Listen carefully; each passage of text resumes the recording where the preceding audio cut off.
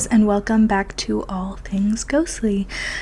So today I am a little bit sick, so sorry if my voice is skewed slightly, but today we have an exciting episode. I mentioned in episode 3 that I was thinking about doing an episode all about the urban legend of The Watcher, because there was that new show that came out, which I did end up watching it on Netflix. It is very good. Highly recommend. But yes, basically I was under the impression that there was an urban legend of like a creature called the Watcher, which turned out to be kind of true, but kind of not. The actual cryptid is called the Dark Watchers, which we will be talking about today. But I am also just going to tell you guys a little bit about the story behind the Watcher that we're seeing in the new Netflix show, because there is a true story behind it, which I thought was very interesting. It's more so like an unsolved crime type of thing. But yeah, I found a little article that gives a really good synopsis of the story, so we're going to be reading that today as well. But yes, we also have an urban legend, so I'm very, very excited. I have my little computer down here. The paper wasn't working from my last episode. I felt very disconnected being down here the whole time, so we're going to try the computer today and see if that works a little better. Also, I feel like this angle, it's not like centered today, so apologies for that. But anyway, so we are going to start out with this little article about the Watcher house. It is in New Jersey, Westfield, New Jersey. Oh, so that's from the show. I figured they would have changed the location, but apparently not. Now, I don't know necessarily if this house is haunted. I don't think so, which is why I didn't want to do like a full deep dive on it.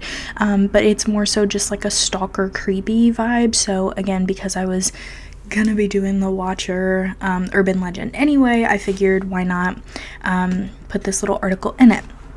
So, remember those stories about a scary letter writer known as the Watcher? Well, those tales are popping up again. This time as the creepy urban legend in New Jersey, according to the Thrillist, which I guess is a website that wrote about it. I'm not sure, but this is being considered an urban legend, which I'm not sure why, because it's not necessarily an urban legend, it's a stalker, it's a weird person. So back in the summer of 2015, a family had just moved into a home apparently worth $1 million in Westfield. A short time later, the family started getting eerie, sometimes menacing letters written by somebody who was only known as the Watcher, who claimed his purpose was to watch over the home. That isn't even the strangest part. The letter writer would often pen lines saying things such as, "Who has the bedrooms facing the street?" In an even more unusual turn, a New Jersey husband and wife claimed that they were eventually scared away from the home earlier this year after receiving a fourth letter from the Watcher. Only this time the letter contained specific threats and was more derogatory and sinister than any of the previous letters, according to Lee Levitt, attorney for Derek and Maria Broaddus, I don't know. In one of the earlier correspondences, the stalker asked whether the new family brought him the young blood that he requested. The Broadduses, who have young children, refused to move into the home and have been unsuccessful in their attempts to sell the property. So this is all very much so aligning with the actual Netflix show. So from what I can see so far, they're definitely doing right by the real story. It says they sued the prior owners of the house in June 2015, claiming that they also received a letter from the Watcher but never disclosed it. The family has since countersued, stating the letter they received was not threatening and alleging they were defamed. They are also suing Westfield because the town's planning board rejected their plan to raise the house and subdivide the land so they could build 2 houses. Meanwhile, in other parts of the tri-state, other creepy legends are making... Oh, that's just other stuff about creepy urban legends. But yeah, so that's basically a little gist of the creepy stalker letter writer guy. And I just thought it'd be cool to put that in there real quick. But now we are going to get on to the actual Dark Watchers. Now, I vividly remember hearing about an urban legend that I thought was called the Watcher, that basically parents would tell their kids, if you don't, get back at home before 8, if you don't clean up your laundry, if you don't do this, if you don't do that, the Watcher will come for you. And it's essentially just like a scary creature thing that watches you because you didn't do what you were told. Now, I scoured the internet trying to find something like this, and I couldn't. So I'm not sure if that's called something else that I'm not remembering, or if I just completely made that up in my head. But that's what the video that I was going to do today, but because again I literally cannot find anything on an urban legend that's called the Watcher that's that story that I recall it being. So again, I don't know what's wrong with me, but we found something else. It's called the Dark Watchers. So these are a creature of Santa Lucia Mountains. Now, I looked up how to pronounce that, so if I sound stupid, I'm sorry, but that's what it said to pronounce it as. So we are going to read this little article all about them. Both of these articles will be linked in the description of wherever you're listening or watching, if you'd like to give it a read yourself. This one is from themorbidlibrary.com by CJ Lynch. So it says, let me see, this is just the intro. Okay, let's skip down here. The Dark Watchers are described as being tall, shadowy figures that keep their distance from humans. They are said to be far taller than the average human, sometimes up to 10 feet tall. They are essentially silhouettes of opaque shadow with no facial hair or bodily features. Whoa, there's a picture and it looks very creepy. From their silhouettes, many have reported them wearing wide-brimmed hats or cloaks. Despite the lack of facial features, those who have been in the presence of a Dark Watcher report knowing that the entity was watching or observing them. When approached, they simply vanish. They most often appear in the time between late afternoon and dusk. Some iterations of the legend say that the Dark Watchers accept small gifts such as fruits or nuts, though the purpose of such gifts is not elaborated on. Notable encounters. According to the internet at large, the Dark Watchers were seen by the Chumash people prior to the area's colonization. Not for the first time, the internet as a whole is wrong. Researchers have yet to find any concrete accounts of such entities in Chumash lore. I'm so sorry if I'm mispronouncing that. The first known accounts are from Spanish settlers, and I use the term settlers here lightly, in the 1700s. These settlers dubbed the Watchers Los Vigilantes Oscuros, which is where we get the Dark Watchers from today. I'm not a history buff, so I don't know accuracy here. I'm literally just reading off of an article, so sorry if any of this is wrong, but blame themorbidlibrary.com. I probably should be fact checking, which maybe from now on I will, but anyway, though people who frequent the area claim to have seen the entities at least somewhat routinely, there are surprisingly few written accounts. We will focus on the most notorious. Why am I pronouncing that wrong? Notorious. That's what Guys, I'm sick. Leave me alone. Last week I was also doing the same thing and I wasn't sick, but still leave me alone.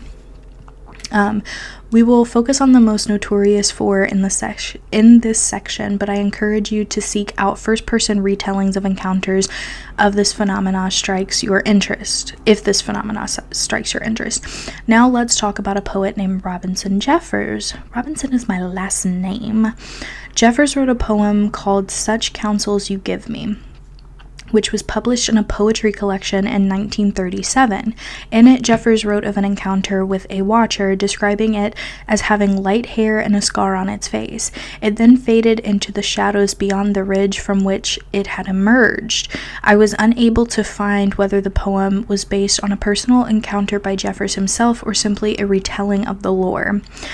The next written account came in John Steinbeck's story Flight, which appeared in a story collection called The Long Valley, published in 1938. This account is not nearly as detailed or extensive as the Jeffers poem, but it does casually mention the Dark Watchers, which insinuates, to me at least, that knowledge of the entities was widespread enough to mention them by name with no further mention. John Steinbeck's own son, Thomas, allegedly saw the entities more than once during his childhood. Thomas, in an effort to understand the phenomena and its roots, collaborated with Benjamin Brode on a book exploring the subject called In Search of the Dark Watchers. And there are dozens of lesser-known encounters with the Dark Watchers, which I won't get into here. Mysterious Universe author Brent Swanser compiled a handful of more recent encounters after reading through all of these accounts. The encounters seem to have a few things in common. First, the people is usually walking alone or with another person. Second, they feel drawn to look at an area just off the trail where the entity is standing. Third, the entities are in shadow, which obscures their distinguishing factors, or they just don't have faces. That is so weird.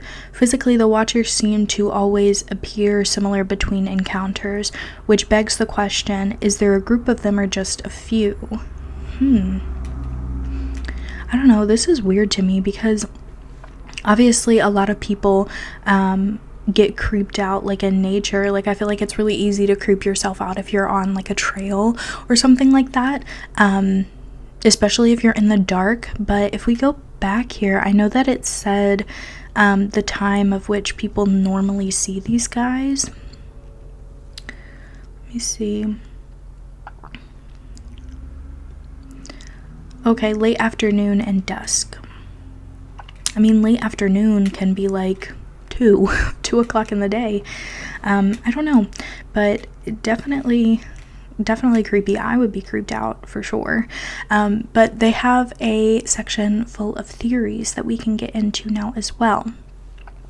So there are a wide array let me start over. Hold on, backtrack. There are a wide array of explanations for the Dark Watchers that range from scientific to fantastical. The first theory we will discuss is that the Watchers are simply hallucinations due to exhaustion and isolation. And that's more so, I mean, I don't know that this is fully a hallucination because I feel like it's weird for multiple people to have the same hallucination, but I do feel like it's really easy to freak yourself out in these type of situations. Again, exhaustion and isolation. But I don't know, because even if it is due to just like freaking yourself out, why is everyone having the same vision? Why is everyone having the same hallucination? So that's a little iffy to me. But it says, on one hand, this absolutely makes sense. Mountain hiking is a taxing task, and many people set out for their hikes unprepared and end up exhausted, dehydrated, and delirious. It is not unusual to have auditory and visual hallucinations while in such a vulnerable and compromised state.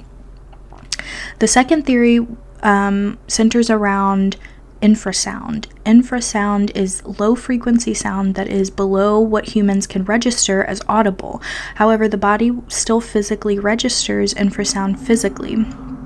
The organs of the inner ear still register the sensation of sound. People who experience infrasound often report feeling dread, vertigo, dizziness, or the feeling of being watched. This explains some of the encounters, but not the direct sightings of the Dark Watcher.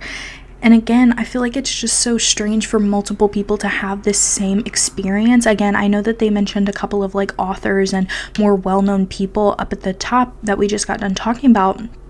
But again, there is more personal experiences on this as well, which I did not try to look for. I think I did try to look it up on Reddit, but I mean, again, Reddit is Reddit. So I don't know. I feel like I normally try to look for personal encounters of things on either Reddit or something else.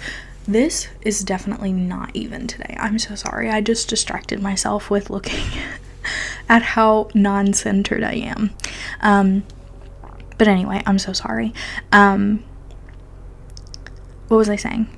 I just think that it's really telling when multiple people have the same experience with something. And I think that to me at least brings it past a point of just hallucination or just coincidence. I think it's really weird when multiple people have the same exact experience, maybe sometimes slightly altered, but that's just due to like processing what you see and, you know, feeling a certain way about it. So some people could describe these dark watchers as something very menacing and blah blah blah, or some people who might not be afraid of them could just, you know, describe it completely different. So that's what I mean by slight differences, but just the mere fact that multiple people have experienced this and they've described them as looking the same way without facial expressions, taller than normal human beings. You know, I feel like that's definitely something to be said, because again, people who don't know each other experience the same thing. You get what I'm saying. I feel like I'm repeating myself at this point, but anyway, the third theory is the Brocken specter. It's not broken because there's a C in there. I don't know. But it's a phenomena that occurs when the sun is behind a person and their shadow is projected onto fog or clouds in front of them. The effect is an enormous shadowy figure standing before the person. This, to me, is a far more likely explanation, though it is possible that people are saying, what is wrong with me? I can't laugh because I'm going to start coughing. Are seeing the Brocken specters. It's not broken. There's a C in there, while experiencing infrasound. So this, although a likely explanation, I still think it's kind of weird because, again, they mentioned up top that sometimes they will take gifts such as fruits and nuts. So I feel like if you were speaking to a human being and they were just casting a shadow from this sun,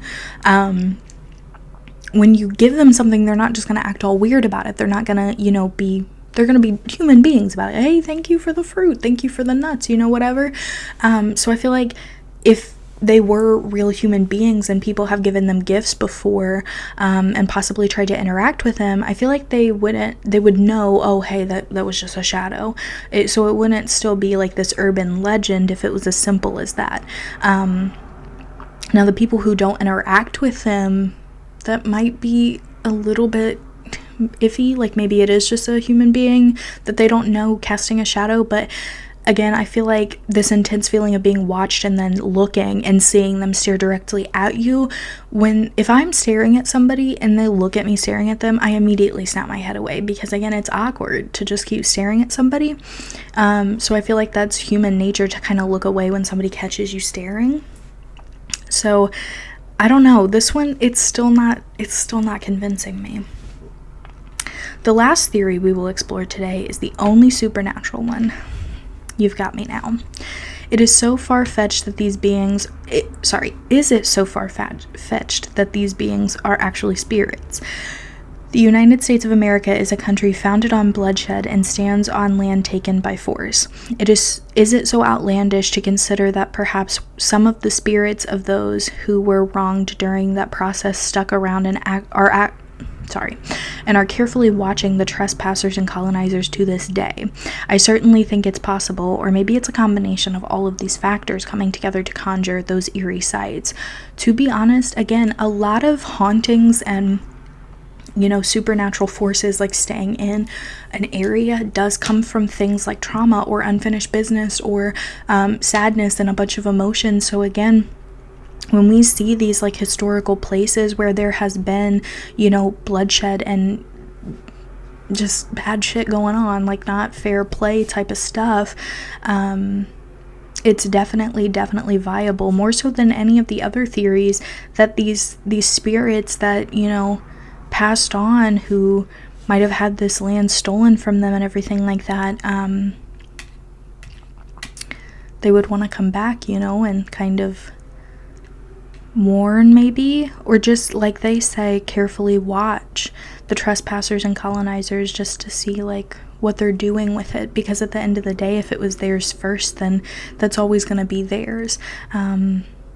Thievery doesn't make you own something, it make something stolen by you. But anyway, so that is all I have for the Dark Watchers. And again, very creepy. The picture that they show, it looks like a man and a woman. Obviously that's just based on assumption, but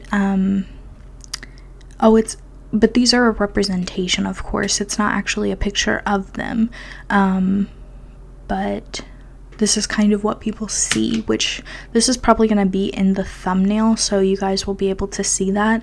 But this is generally what people see when they feel stared at, and then they look, and this is kind of what they're met with. But yeah, I don't know. This one's definitely interesting. For the other ones that I go into, the urban legends, I'm gonna try to get more on them, because I feel like this article, it was detailed in some senses but not others. I feel like I would have liked to know more about personal experiences. Let me see. I'm gonna try to find something a little bit, I don't know, I don't want there to be like dead air here. But yeah, I don't know, that's definitely crazy. So I guess I'll not try to look for another article and just waste time here, but I will go ahead and talk about the Watcher show on Netflix a little bit again, because that's where I feel like the juiciest stuff came out of this episode. I'm sorry it's so low energy, but I am actually dying. Yeah, I know, crazy. But I will say that based on that article that we read first, it definitely sounds accurate to the Netflix show. And I will say that obviously in the Netflix show it goes more into stuff like searching for suspects and who could it be and stuff like that. So it was definitely entertaining to watch, but I just can't believe it actually happened in real life. Like, could you actually imagine moving into a home and getting creepy letters sent to you by people who are essentially threatening you, like, again, saying something about young blood and whose bedroom faces the street? Like, absolutely not. That's literally like a nightmare. And obviously in the movie there's so much more that it goes into, which again, I can't account for how accurate all of that is, but I can say that the general like plot of it is very accurate to the show. But yeah, that is crazy. I'm still like trying to process. Also, like, could you imagine being on a trail and just seeing a bunch of people looking at you that aren't actually human beings? And then again, you can't just run away super quick because you're in the mountains, you're on a trail. Like, if you want to go back, you can, but it's not like you can just run super quick away and everything. So I don't know, this one's definitely, I don't know. Let me know what y'all think somewhere. You can either write to me on Instagram or in the YouTube comments. Write to me wherever y'all know the platforms, you know where to go. But yeah, I don't know. I'm so dull in this episode. I'm very, very sorry. I've been sick the past couple of days, and it really kicked in today. Like, this morning when I woke up, I felt like a ton of rocks hit me. Like, it was very, very bad. And yeah, so I don't know. I'm sure this is gonna be a very boring episode, but hopefully you guys learned. I can't even talk. I'm like, hopefully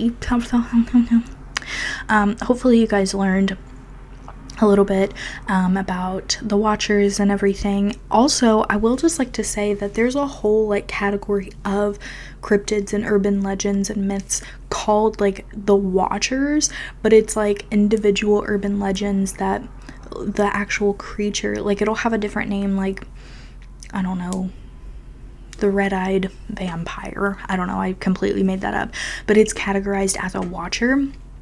So that's a whole like category of urban legends. I saw a website like detailing them all when I was trying to look for these articles.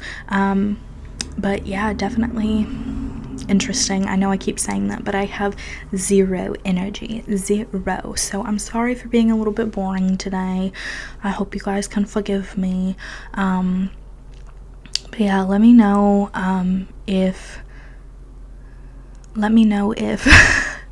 that's all I got. No energy today at all. Let me know if y'all are sick right now, because I feel like everyone is sick, and I also feel like I don't know, I keep starting sentences and then not knowing what I was gonna say. So this is like A1 worst episode of a podcast in the entire world. So that's very interesting. And again, with the interesting, I don't know, y'all, I'm going through it. But what I was going to say is, also let me know what you would do if you saw one of these guys as you were hiking on a trail. You felt like somebody was looking at you, so you look over and it's this staring back at you. Truly, I just feel like I would definitely be shocked, but I'm the type of person that in moments where I'm freaked out, I do talk myself out of seeing what I'm seeing. So not reflecting upon it, but as I'm actually like experiencing it, I would probably just say, oh, that's just a creepy guy staring at me, like it's just a shadow of a person that I can't see. And then later I'd be like, that was not a human. No, that was not a human. But anyway, I'm gonna cut this episode a little bit short because I am just at a 0% right now, like quite literally. Let me know if you guys liked this little urban legend. I hope you did. I tried to keep it as entertaining as possible. But yeah, let me know if you know any more interesting facts about these guys, and just kind of chat with me about them and tell me your thoughts, tell me your personal theories if you think it is just kind of explainable, or if you think this is supernatural, this is something. But yeah, let me know all your comments and thoughts and everything like that, and I will see you guys in my next episodes. Goodbye.